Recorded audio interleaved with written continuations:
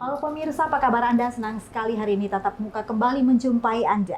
Dan program ini hadir sebagai wadah sosialisasi, berbagi informasi dan juga edukasi dalam bidang apapun. Tentu saja, narasumber yang kami hadirkan senantiasa kredibel dan juga potensial di bidangnya. Pemirsa, untuk perbincangan kita hari ini, tema kita adalah Perikanan Maju Pulang Pisau Jaya. Nah, untuk membahas hal ini, untuk berbincang-bincang tentang hal ini, saya tidak sendiri. Sudah hadir bersama kami Kepala Dinas Perikanan Kabupaten Pulang Pisau dengan Bapak Yudadi Ismail Esrut. Saya sapa dulu. Selamat malam Bapak. Selamat malam. Ada kabar tuh Pak? Bahalap. Walaupun tege-tege asap tuh lah. Ya, mudah-mudahan segera berakhir berlalu. Kita hari ini ingin berbincang-bincang Pak seputar masalah perikanan di Kabupaten Pulang Pisau ini seperti apa. Pemirsa, kita ingin mengetahui seperti apa dinamika perikanan di Kabupaten Pulang Pisau ini. Apa support mereka terhadap PAD daripada Kabupaten Pulang Pisau? SDM nelayan, petani yang ada, bagaimana dengan ketersediaan bibit, kemudian ketersediaan market yang disediakan oleh teman-teman dari dinas ini. Bersama saya Olivia Teja, inilah Tatap Muka selengkapnya.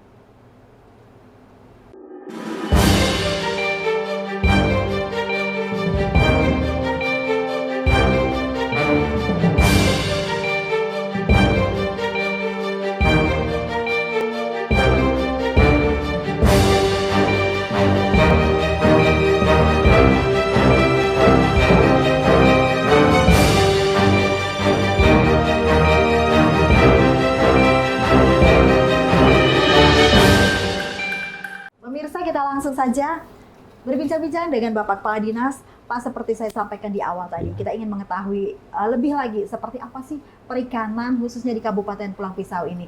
Nah, yang menjadi kewenangan daerah Pulang Pisau itu meliputi apa saja untuk bidang perikanan? Baik Bu, sesuai dengan Undang-Undang Nomor 23 Tahun 2014 tentang pemerintahan daerah, kewenangan daerah kabupaten terkait sektor perikanan itu mengelola pengembangan perikanan tangkap dan perikanan budidaya. Yang di perikanan tangkap sendiri tanggung jawab kita adalah melaksanakan pemberdayaan nelayan dan mengelola tempat pelelangan ikan. Kemudian di budidaya sendiri kita salah satunya adalah pengembangan budidaya ikan mulai termasuk perbenihannya. Dari dua tanggung jawab kita di perikanan tangkap dan budidaya juga akan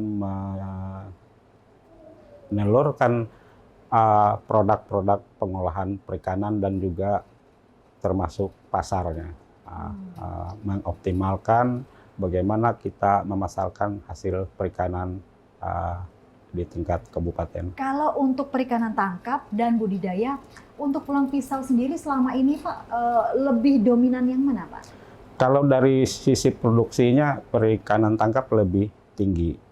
Karena hasil produksinya dibandingkan dengan perikanan budidaya. Karena masyarakat kita, kalau perikanan tangkap itu kan sudah dikenal sejak lama, sejak zaman dulu kala. Sementara budidaya itu kan ketika kita mungkin di era-era 90-an sampai sekarang lah. Jadi memang kita masih tertinggal untuk pengembangan perikanan tangkap. Nah, kita bersyukur beberapa budidaya beberapa tahun terakhir kita disupport oleh adanya Balai Benih Ikan yang dikelola oleh kabupaten di Desa Gohong. Dan juga ada Balai Benih Ikan yang dikelola oleh kementerian melalui Balai Benih Ikan yang di Desa Garong. Itu yang mensupport pengembangan budidaya perikanan di Kabupaten Pulang Pisau. Kemudian untuk sinergisitasnya sama-sama bisa mensupport ke Dinas Perikanan sendiri seperti apa Pak? Sinergisitasnya kita dalam hal ketersediaan benih yang masing-masing punya karakter masing-masing. Kalau yang balai benih yang titik pusat itu dia lebih kepada pengembangan benih ikan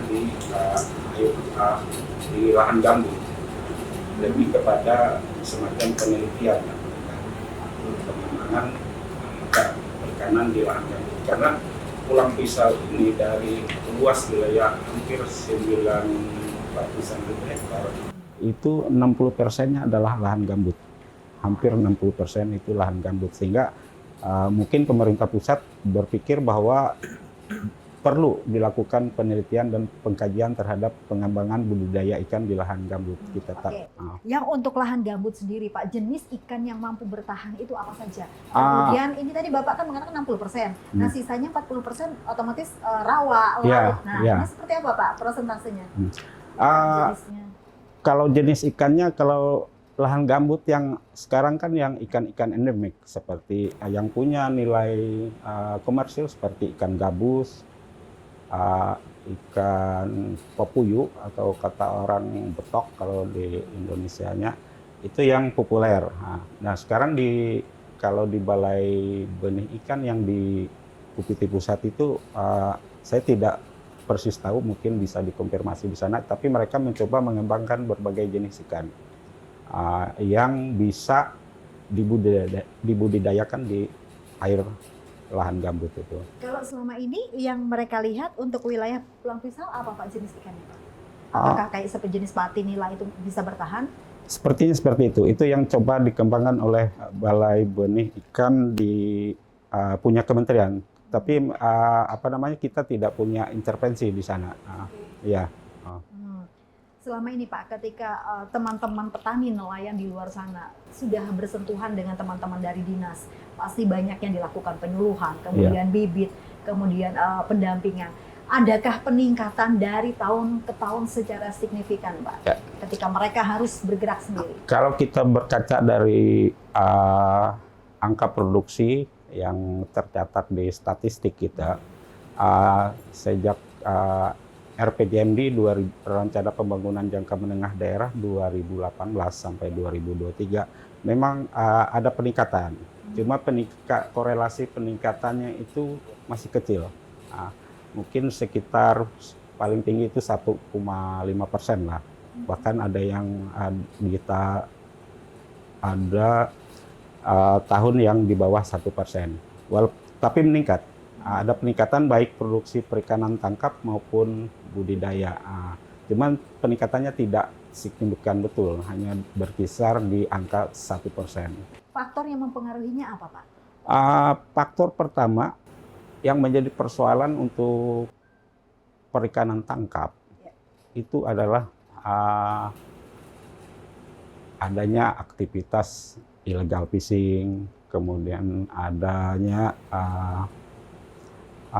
kerusakan lingkungan. Tapi kita belum bisa menilai kerusakan itu seperti apa. Tapi yang menjadi indikator kita adalah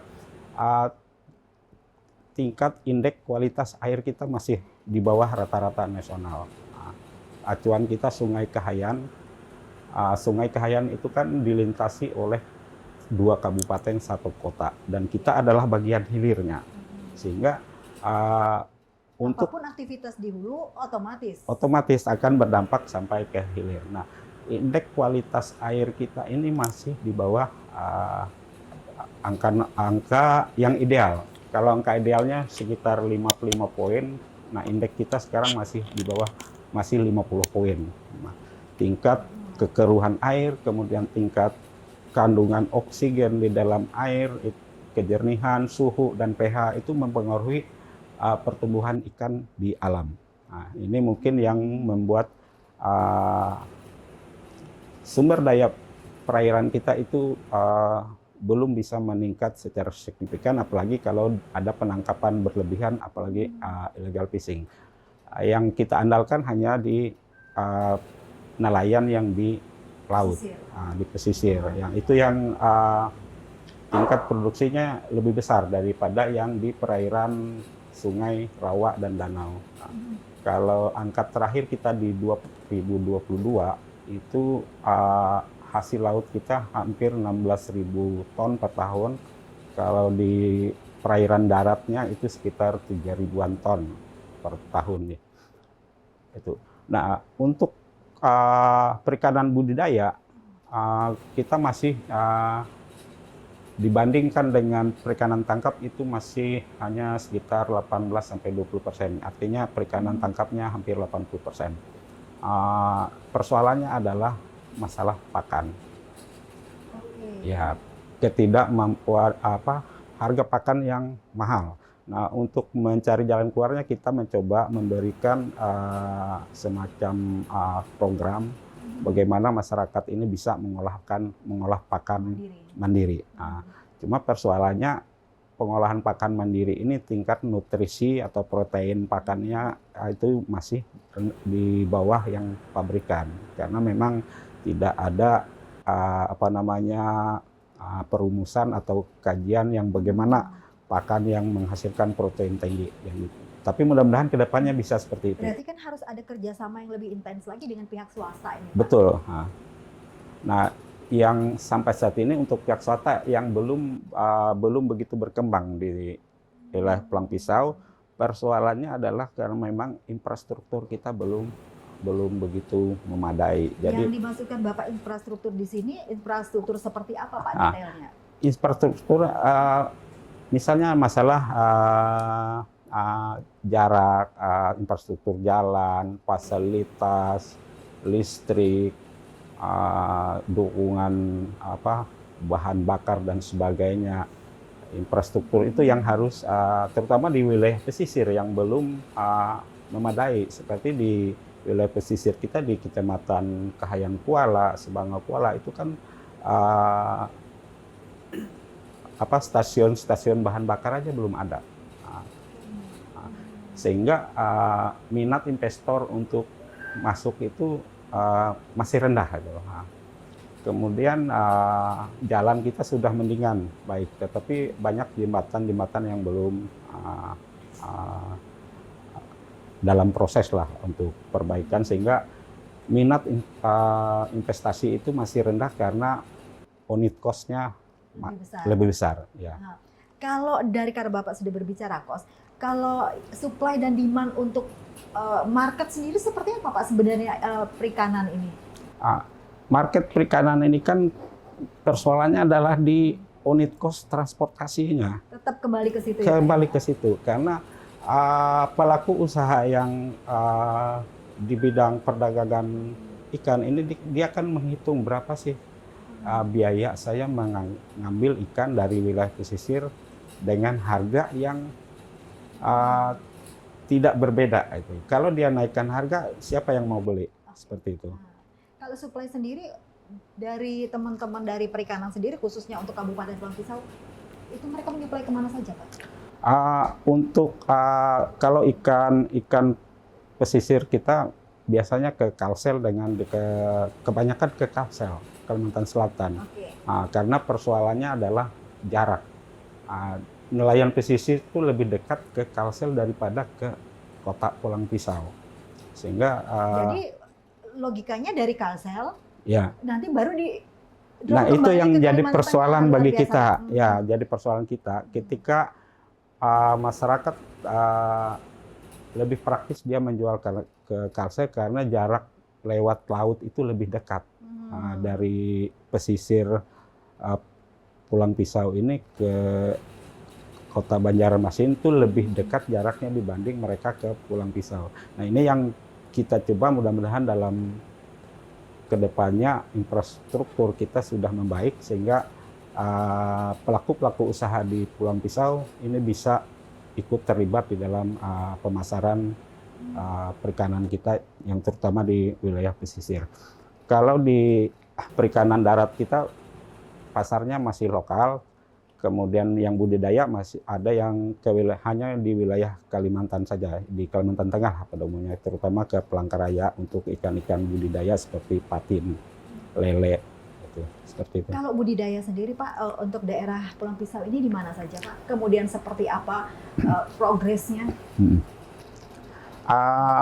Wilayah-wilayah budidaya kita, terutama di Kecamatan Kahen Hilir, kemudian di Desa Mantaren 2 itu ada namanya Kampung Perikanan Budidaya, yang komoditas pokoknya adalah ikan lokal papuyu dan juga ikan patin.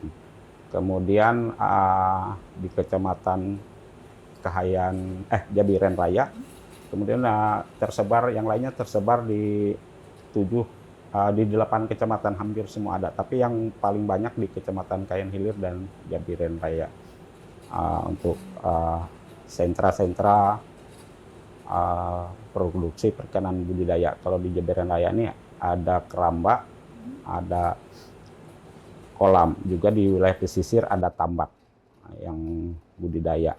Nah, kedepannya kita akan mencoba membangun kampung nelayan, dan kita coba usulkan ke pusat itu di Dusun Tanjung Pusaka di Taruna, yang punya keistimewaan karena dia punya danau begantung yang dikenal masyarakat luas. Danau begantung itu kan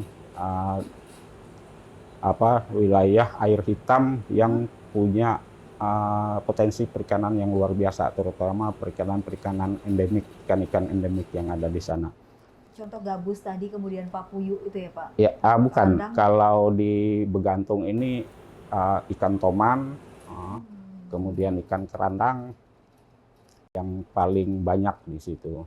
Dan Dusun Tanjung Pusaka itu memang dusunnya nelayan di Desa Tanjung Taruna itu.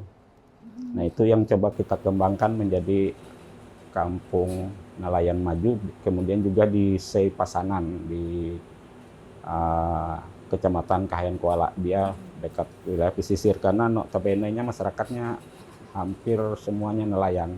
Oke. Ya. Kalau untuk Pulang Pisau sendiri Pak, berapa persen sih Pak nelayan? Kalau persentasenya mungkin tidak banyak sih, mungkin di bawah 5%. Tapi kalau kita hitung untuk nelayan tangkap sendiri sekitar 3.200 lah jumlah pelaku usaha nelayan. Cuman tidak semuanya itu 100% nelayan. Ada yang nelayan full, ada yang nelayan sampingan. Ada yang nelayan sekali-kali jadi nelayan gitu.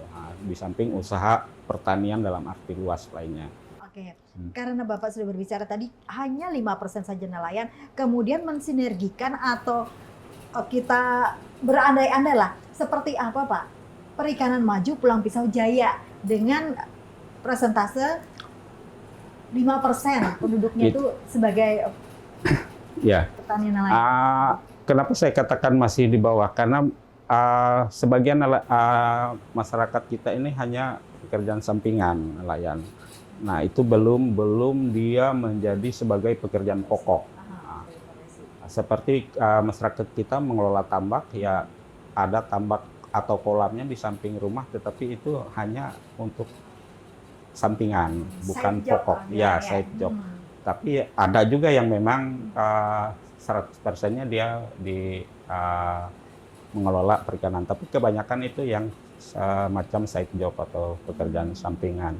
Nah, kedepannya kita mencoba mendorong bagaimana masyarakat ini mentransfer ilmu-ilmu budidaya itu kepada masyarakat sehingga mereka bisa menerima itu sebagai suatu pekerjaan yang profesional atau menjadi pekerjaan pokok. Nah, ini kan perlu waktu, perlu sumber daya. Nah, salah satu upaya kita adalah bagaimana mengembangkan yaitu tadi ketersediaan benih. Karena dan juga infrastrukturnya ya.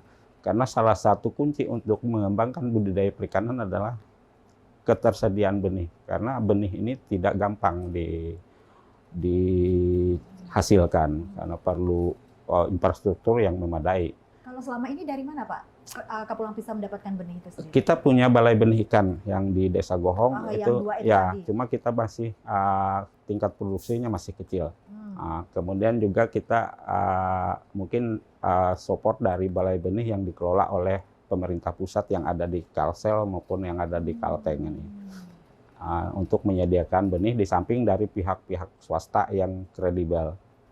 Kemudian kalau untuk pakan sendiri Pak tadi supportnya dari mana Pak? Nah, pakan untuk pakan kemudian obat-obatan, vitamin. Untuk pakan sendiri itu kan kita masih mengandalkan pihak pabrikan. Itulah yang menjadi salah satu kekurangan dari pelaku usaha nelayan kita. Karena apa? Karena harga pakannya tinggi. Nah, kita harapkan ke depan itu untuk mendorong nelayan kita ini bisa membuat pakan sendiri. Mulai program-program yang sudah kita jalankan selama ini adalah memberi bantuan mesin pakan ikan yang sederhana, sehingga mereka bisa membuat sendiri pakan ikan. Apalagi salah satu sumber bahan pokok pakan ikan ini kan adalah dedak. Sementara kita punya potensi dari lahan-lahan food estate itu untuk menyuplai bahan baku untuk membuat pakan. Ini yang kita harapkan ke depannya masyarakat ini tidak tergantung dengan pabrikan untuk memberikan pakan ikan, sehingga nilai tambah dari produksi kolam atau tambak itu lebih meningkat. Bagaimana dengan pihak akademisi, Pak? Karena kan di Kalimantan Tengah sendiri kita memiliki banyak sekali SDM yang notabene mereka paham lah di bidang itu. Nah, Betul. seperti apa support mereka selama ini? Tetapi jangan dijawab dulu, Pak. Kita rehat sebentar. Oke. Pemirsa jangan kemana-mana, kami akan kembali setelah jeda pariwara berikut ini. Tetaplah bersama kami di Tatap Muka.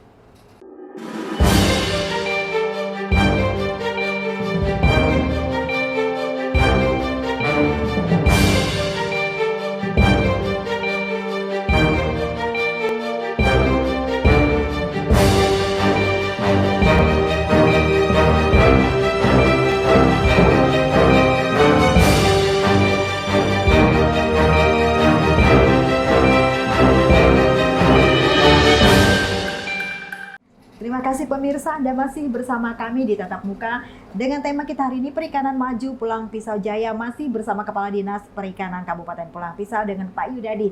Kita lanjutkan, Pak. Tadi kita terhenti sampai di akademisi. Seperti apa, Pak, support dari pihak akademisi sendiri, dan kemudian apa sih yang menjadi kendalanya, Pak? Saya pikir akademisi itu perlu mensupport program kegiatan pengembangan perikanan, terutama dari sisi ilmu pengetahuannya. Cuman persoalan bagi kita adalah ketika kita bicara ilmu pengetahuan, bicara penelitian, itu kan memerlukan anggaran yang sangat besar, dan yang namanya juga penelitian belum tentu menghasilkan sesuatu yang bermanfaat, bisa juga tidak bermanfaat secara langsung. Ini juga menyebabkan penganggaran yang lemah di sistem di pengembangan penelitian dan pengembangan kita. Tapi kami harapkan nantinya lembaga-lembaga akademisi itu bisa mensupport di bidang perbenihan.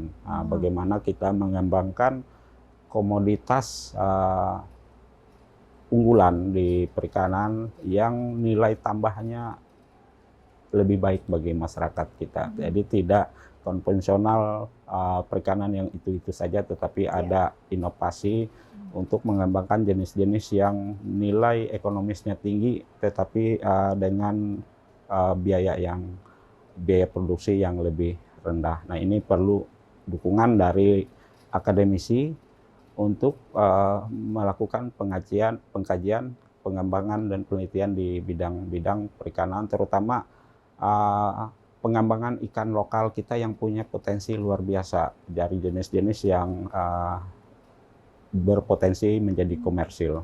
Contoh, Pak, jenis ikan apa yang endemik punya kita yang memiliki, menurut teman-teman, memiliki nilai komersial yang tinggi? Ya, ada beberapa yang sudah kita kembangkan ini, seperti ikan pepuyu. Itu kan pepuyu itu tidak pernah harga itu di atas 40.000 per kilonya. Bahkan pepuyu yang dengan ukuran yang 5-6 ekor per kilonya itu lebih besar kan. 1 kilonya bisa berisi 6 atau 5 atau 6 ekor, itu harganya bisa sampai 100.000 per kilo. Yang kecil aja suka masyarakat? Ya, nah ini salah satu potensi untuk dikembangkan, bagaimana pengelolaannya lebih sederhana tetapi nilai tambahnya lebih tinggi. Kemudian ada seperti ikan kalau bahasa kita di sini ikan bakut, itu kan nilai komersilnya sangat tinggi, terutama untuk kota di luar Kalteng lah. Tapi kita punya potensi di alam. Nah, itu juga belum bisa dikembangkan oleh kita, karena memang perlu dilakukan penelitian Kajian. ataupun kajian. Nah, seperti itu salah satu contohnya. Koreksi Pak kalau saya salah. Ikan, contoh beberapa jenis ikan yang masuk ke pasaran Kalteng itu rata-rata dari luar Kalteng, Pak. Ya.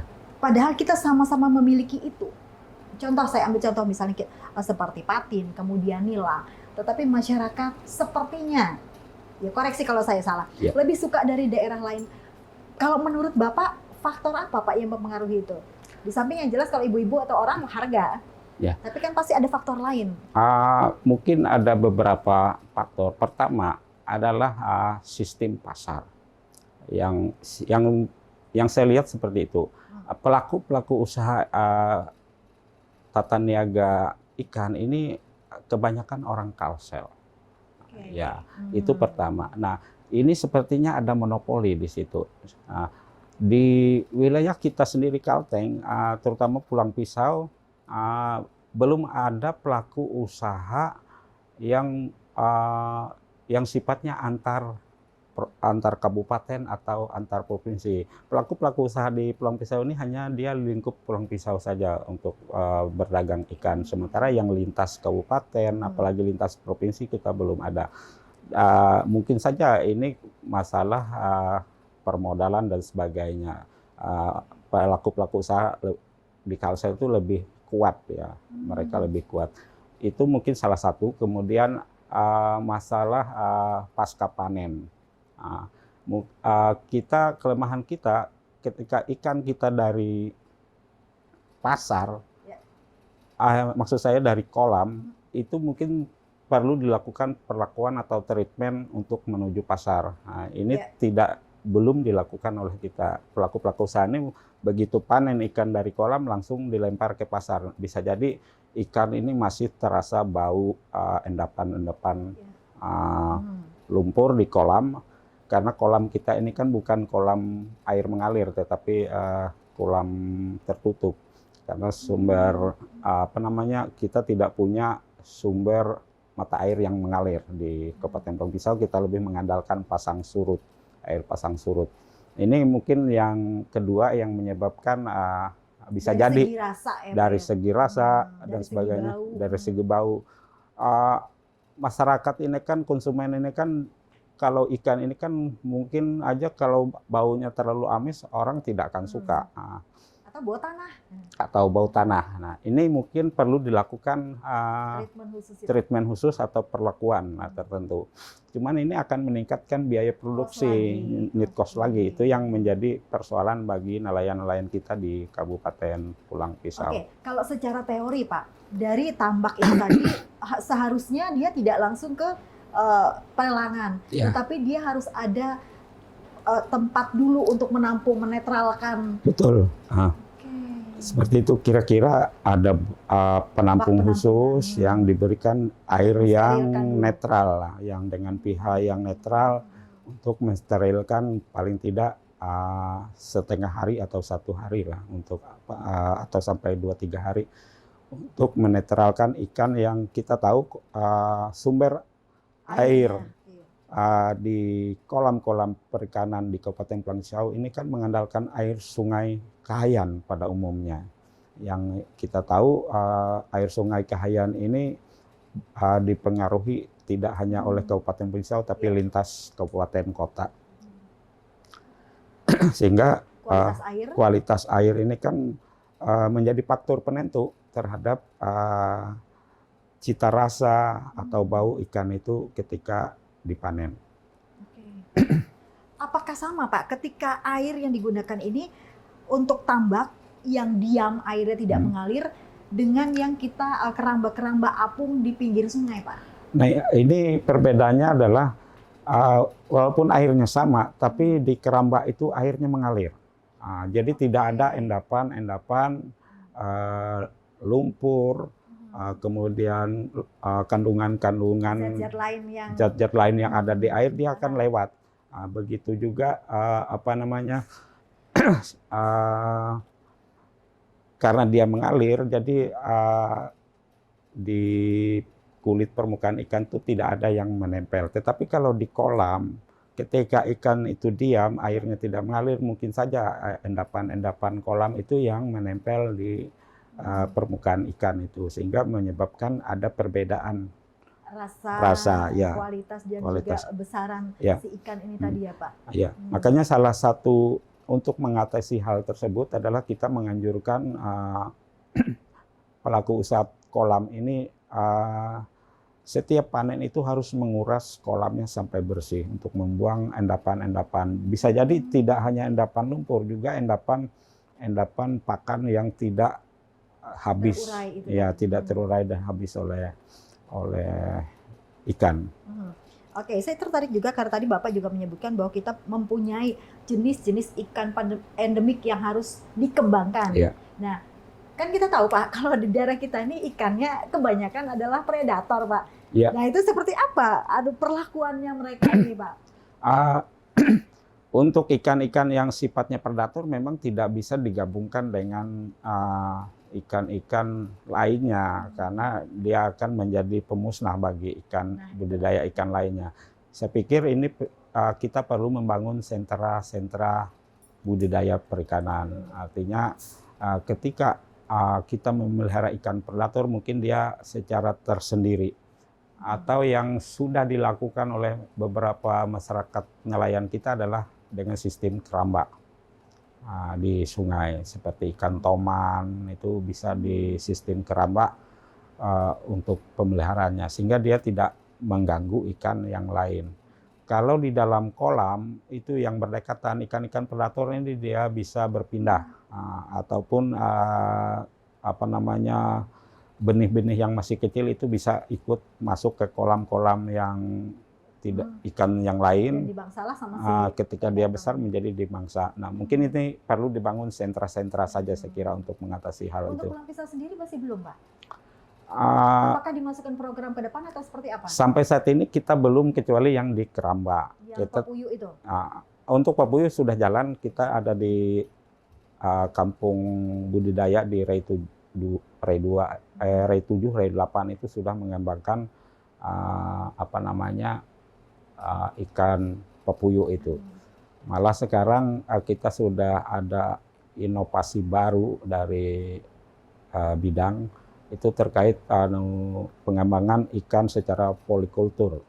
Artinya menggabungkan ikan patin dengan ikan papuyuh yang selama ini kita masih kalau patin saja, kalau puyuh saja. Ternyata itu ada nilai tambahnya ketika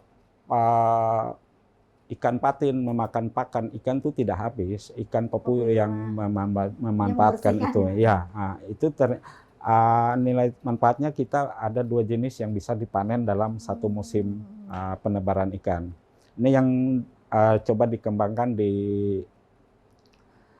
kampung budidaya di Rei 7 dan Rei 8 Mantaren 2, Desa Mantaren 2. Kalau untuk segi penghasilan Pak, sebelum teman-teman nelayan ini terpapar dengan program ini, seperti apa Pak peningkatannya itu Pak? Dari segi ekonomis, dari segi pengetahuan dan lain sebagainya, kemudian pemasaran? Kalau pemasaran sih tidak selama ini yang dirasakan masih belum masalah, karena kita masih belum skala skala massal, masih belum komersil ya Pak? Belum komersil betul. Dari sisi keuntungannya, ketika unit cost-nya itu untuk memelihara ikan patin, misalnya kita penebaran ikan patin 1000 ekor, unit cost-nya untuk 1000 ekor. Tetapi nilai tambahnya ada ikan papuyuh yang diselipkan di situ. Nah, itu kan menjadi nilai tambah. Artinya unit cost untuk memelihara ikan papuyuh itu 0. Karena yang dihitung adalah unit cost untuk pemeliharaan patin. Tapi panennya ada patin, ada papuyuh. Cuma persoalannya masa panennya papuyuh agak lebih lama.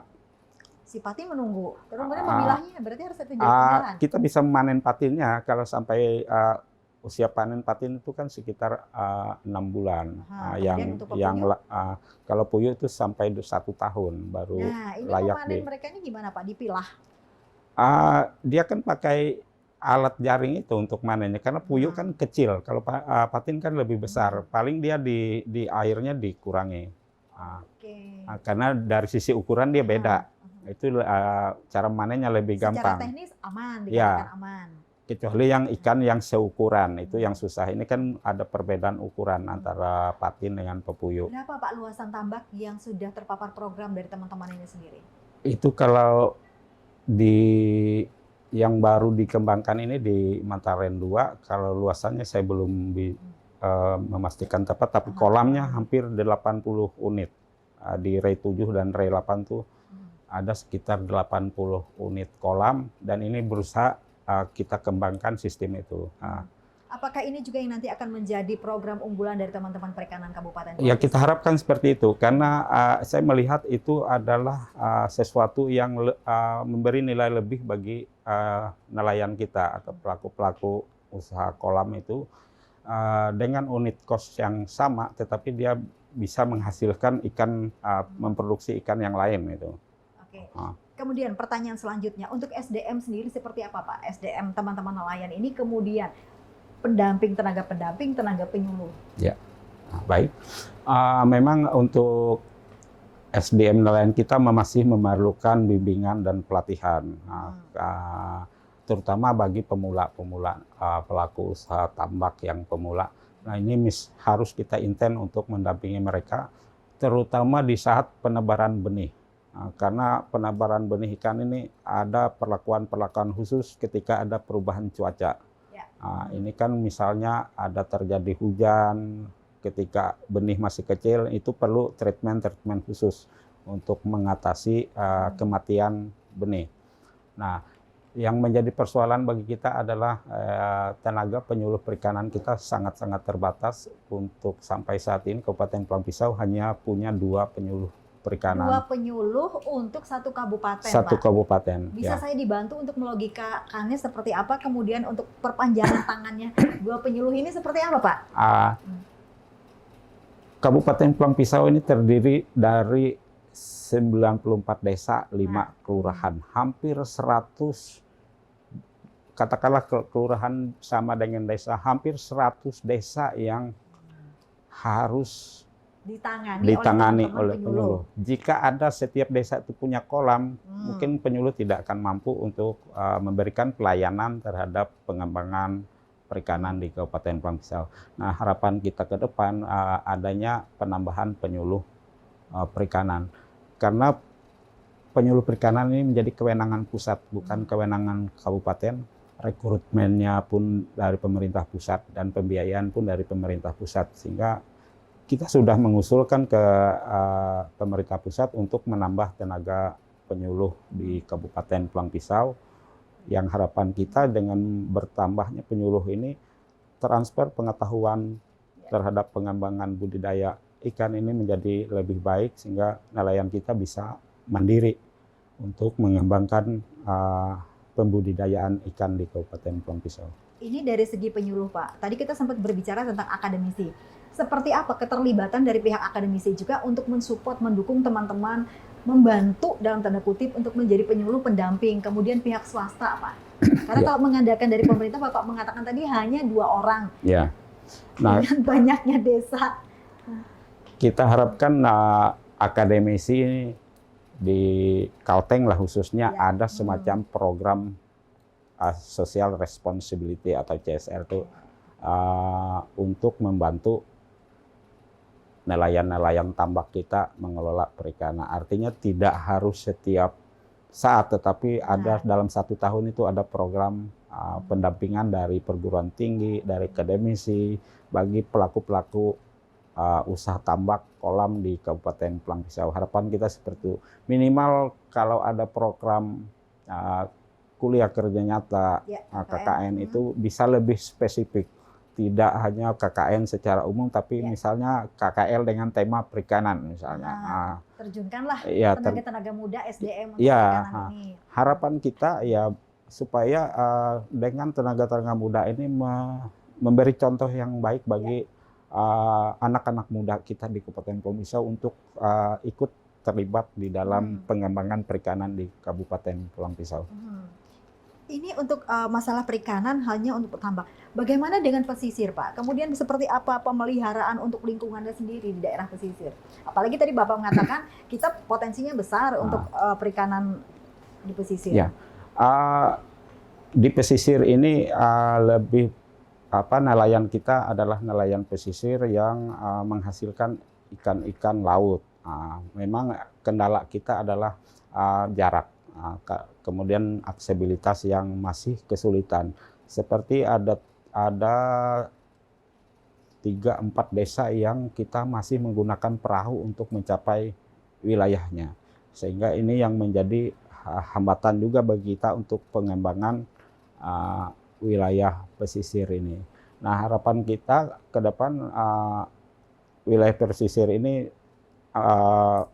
adanya akses jalan yang lebih baik. Dan kami bersyukur pada saat ini beberapa sentra perikanan di wilayah pesisir itu sudah terhubung, walaupun untuk pengangkutan itu masih belum, pengangkutan ikan itu masih belum memadai gitu. Tapi kita sudah bisa terkoneksi dengan wilayah-wilayah pesisir. Kemudian di pesisir ini kita punya potensi pengembangan tambak yang tambak perikanan dari jenis ikan laut yang secara alami masuk ke tambak itu ada potensi hampir 9.000 hektar. Tetapi persoalannya adalah wilayah pesisir juga adalah kawasan yang dilindungi. Ini juga yang menjadi persoalan bagi kita untuk pengembangan perikanan di wilayah pesisir, karena di sana juga harus kita pertahankan hutan mangrove-nya. Hutan mangrove ini kan juga adalah yang secara alami tempat berkembang biaknya ikan-ikan laut, terutama udang, kepiting itu berkembang biak di wilayah mangrove. Kalau mangrove-nya habis juga jadi persoalan bagi kita. Untuk tambak sendiri nggak ada Pak, tambak udang di sana di daerah pesisir yang dikembangkan? Di sana ada dikembangkan, tapi nelayan ini yang tambak ini masih mengandalkan ikan laut yang masuk. Memang dia ada musim tertentu dia menghasilkan seperti udang tiger yang umum di tambak itu, kemudian ikan kakap, ikan bawal, ikan bandeng, maaf, bukan ikan bawal, ikan menangin yang pada umumnya ikan alami yang masuk ke hanya musiman. Tambak itu hanya musiman. Tapi untuk mensupport mereka, kita juga membantu mengembangkan yang bisa kita support selama ini adalah ikan nila, ikan yang biasa di wilayah daratan juga kita kembangkan di wilayah pesisir. Tadi Bapak mengatakan, ditahan dulu Pak, tadi Bapak mengatakan kan udang Pak. Ya. Bukankah itu komersialnya sangat tinggi? Apakah tidak bisa dikembangkan di daerah pesisir? Persoalan kita adalah ini perbenihannya yang kembali ke perbenihan. Semestinya kita punya balai benih di wilayah pesisir itu. Mungkin di daerah lain mungkin sudah dikembangkan seperti di Sukamara kalau tidak salah.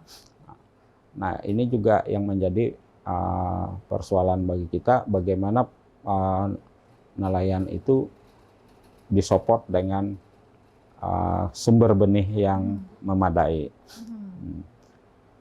Jadi selama ini yang berkembang itu adalah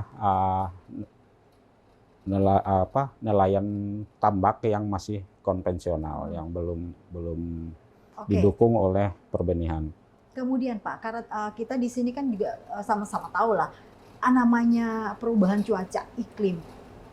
Ada beberapa waktu ketika tidak bisa melaut. Nah, itu seperti apa Pak? Biasanya kan petani hanya mengisi dengan memperbaiki jala, kalau yang sering kita lihat memperbaiki perahu. Nah, ini apa Pak antisipasi sehingga ekonomi ini tetap berjalan Pak? Ya, memang inilah yang ketika adanya perubahan iklim dan musim itu ada waktunya nelayan itu tidak bisa melaut karena gelombang tinggi. Ya. Karena nelayan kita adalah nelayan kecil, tradisional, yang perahunya juga di bawah 5 GT. Ini yang menjadi problema bagi masyarakat di sana. Nah, untuk menambah memberikan penghasilan secara ekonomis bagi mereka, maka mereka perlu mengembangkan perikanan yang di wilayah rawa-rawanya. Nah, ya itu. Nah, salah satu faktor kuncinya adalah mangrove. Hutan mangrove-nya harus baik supaya ikan-ikan ini tetap bertahan di rawa. Nah, yang dilakukan nelayan-nelayan kita selain di musim gelombang tinggi, selain mereka memperbaiki peralatannya, mereka juga adalah nelayan di rawa-rawa air payau, di kepiting, kemudian di rawa air payau ini kan banyak ikan-ikan gabus, ikan bebek. Salah satu yang dilakukan seperti di Bakau, itu mereka punya yang istilah kita orang Dayak itu adalah BJ. BJ itu kan kolam di tengah hutan yang diisi oleh ikan secara alami. Ini yang mereka hasilkan. Selain perikanan laut juga mereka menghasilkan ikan darat yang alami. Berarti perputaran itu terus ada ya Pak? Iya, terus ada, tidak stagnan. Jadi perubahan cuaca. Oke, karena kita sudah berada di penghujung segmen Pak. Terakhir, program ke depan yang menjadi program unggulan kemudian inovasi dari teman-teman seperti apa? Ya. Untuk kemajuan dari perikanan untuk Kabupaten Gelang Pisau sendiri. Ya, tadi sudah saya sampaikan kita mencoba mendorong program yang sudah nyata kita lihat adalah dan baru kita lakukan adalah untuk mendorong sistem budidaya polikultur. Artinya mengembangkan di dalam satu kolam itu lebih dari satu jenis ikan yang dengan unit kos yang sama. Itu yang kita harapkan karena kami sudah melihat bahwa itu prospek sekali untuk memberikan nilai tambah bagi nelayan kita ke depan. Kemudian harapan kami adalah adanya keterlibatan generasi-generasi muda kita di dalam sektor perikanan ini, karena generasi muda kita inilah yang punya ide, punya keberanian untuk mencoba sesuatu yang baru, yang lebih inovatif, sehingga perikanan kita bisa lebih maju.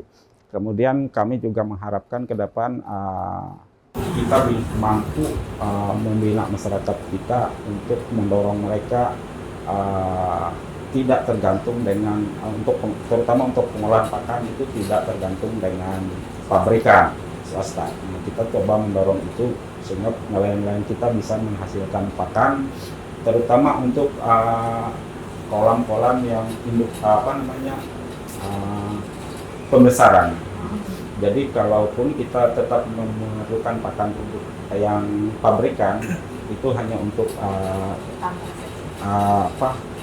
sewaktu ikannya masih kecil, untuk dari yang benih yang kecil sampai hampir dewasa, kemudian kita kasih pakan yang dari buatan sendiri. Kemudian untuk pihak swasta?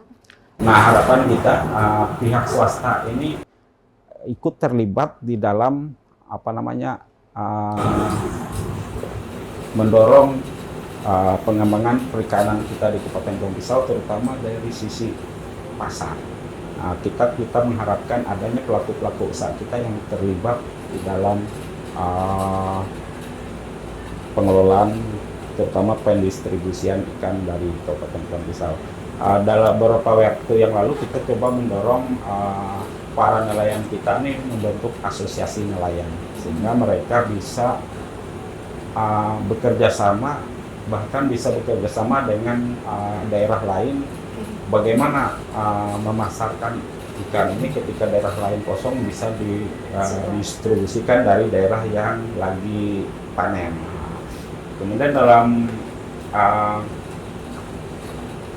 di November ini akan ada pertemuan dengan asosiasi pulau-pulau kecil dan pesisir di Bontang. Di situ akan ada dibahas bagaimana kabupaten-kabupaten yang punya pesisir itu mendorong penyediaan ikan bagi IKN.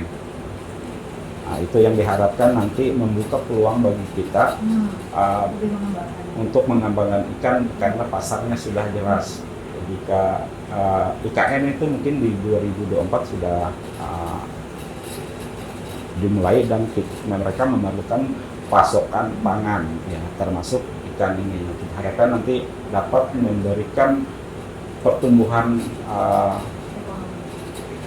ekonomi perikanan kita di kabupaten untuk mensupport IKN. Di samping untuk memenuhi kebutuhan sendiri Pulang Pisau, Iya. Kalteng kemudian keluar. Iya. Dan juga untuk harapannya Pak untuk pemerintah membantu dari segi infrastruktur seperti kapal dan lain-lain alat. Harapan kita adanya dukungan pemerintah ini membantu nelayan ini dari sisi infrastruktur nelayan, terutama untuk pengembangan kolam dan termasuk juga tambak. Kemudian juga untuk nelayan tangkap juga mereka masih memerlukan kapal-kapal ikan yang bisa beroperasi di wilayah-wilayah pesisir. Karena tingkat tingkat umur pakai kapal nelayan di pesisir itu sangat pendek karena dia air asin. Nah, ini yang menjadi persoalan bagi nelayan-nelayan kita di pesisir ini. Itu membutuhkan dukungan dari pemerintah. Dan tidak sulit cari BBM. Ya, nah ini harapan kami salah satu yang menjadi persoalan nelayan kita adalah masalah BBM yang bersubsidi. Nah, mudah-mudahan di tahun 2024 kita sudah membangun komunikasi dengan pemerintah provinsi untuk mensupport bagaimana adanya SPBU nelayan di wilayah pesisir, dan mudah-mudahan bisa terwujud di tahun 2024 karena kita sudah koordinasi dengan provinsi dan pusat untuk mendorong pelaku usaha untuk membangun SPBU khusus untuk nelayan di Kabupaten Pulang Pisau, dan mudah-mudahan itu bisa terwujud di wilayah pesisir yang selama ini menjadi kendala bagi mereka untuk memperoleh bahan bakar terutama solar. Itu yang kita harapkan dapat terwujud ke depannya. Oke, terima kasih Pak Kadis untuk penjelasannya malam hari ini begitu panjang, kemudian yang menjadi kendala juga semoga ini segera dapat terrealisasi. Terima kasih kepada Kepala Dinas Perikanan Kabupaten Pulang Pisau, Bapak Yudadi, sudah berbagi pada malam hari ini dengan tema kita Perikanan Maju Pulang Pisau Jaya. Terima kasih. Pemirsa, demikianlah akhir perbincangan kita pada hari ini dengan Kepala Dinas Perikanan Kabupaten Pulang Pisau. Inilah harapan dari teman-teman perikanan Kabupaten Pulang Pisau. Dengan tema kita hari ini, Perikanan Maju Pulang Pisau Jaya. Akhir kata, saya Olivia Teja bersama teman-teman yang bertugas pada hari ini pamit undur diri dari hadapan Anda. Selamat malam dan sampai jumpa.